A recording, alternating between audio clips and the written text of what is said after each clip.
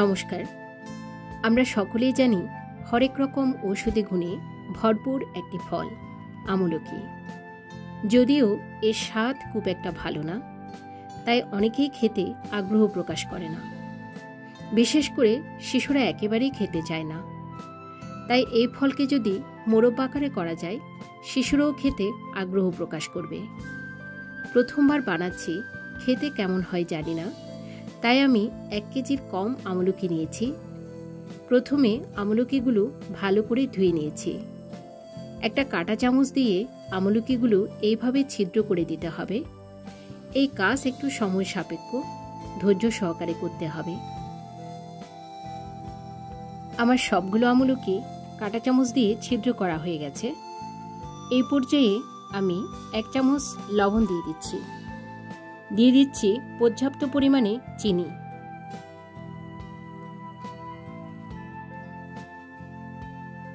দুই চামচ ভিনেগার দিচ্ছি।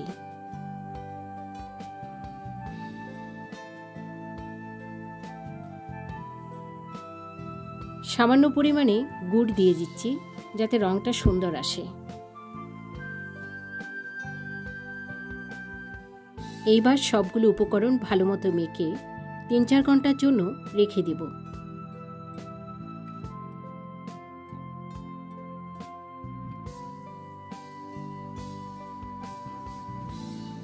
প্রায় 4 ঘন্টা পর ফিরে এলাম। দেখতে পাচ্ছেন আমলকিগুলো খুব ভালোমতো সব উপাদান শুষে নিয়েছে। এখন তেমন কোনো কাজ নেই। এই মোরব্বাটা তেল ছাড়া করব। একটি প্যানে দিয়ে চুলায় দিয়ে দিচ্ছি। চুলার আঁচ মাঝারি করে রাখছি। এখানে অন্য কোনো পানি যোগ করা যাবে না। যে শিরাটুকু বের হয়েছে এতেই সেদ্ধ করতে হবে। যদি শুকিয়ে আসে সামান্য ভিনেগার যোগ করতে পারেন। এই পর্যায়ে আমি দিয়ে দিচ্ছি 1 চামচ হলুদের গুঁড়ো, 2 চামচ শুকনো মরিচের গুঁড়ো।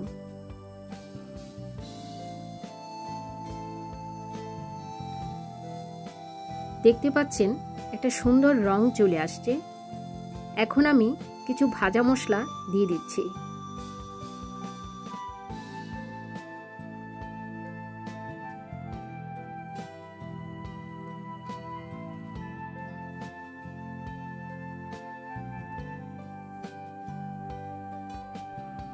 আমলকিগুলো ভালোমতো সেদ্ধ হয়ে গেছে। দেখতে পাচ্ছেন রং পরিবর্তন হয়ে গেছে একেবারে। আপনারা একটা নিয়ে হাত দিয়ে একটু টিপে দেখতে পারেন। আমার মোরব্বা প্রস্তুত হয়ে গেছে। এ পর্যায়ে চুলা থেকে নামিয়ে রাখছি।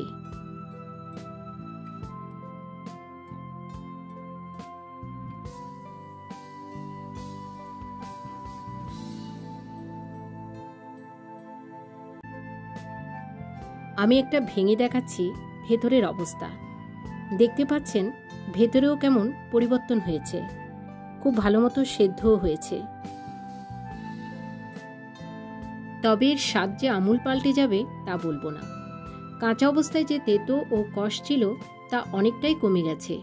খেতে মোটামুটি হয়েছে, তেতো ভাবটা সামান্য আছে। আমি বয়ামে রেখে দিচ্ছি, মাঝে মাঝে খাওয়া যাবে। ধন্যবাদ।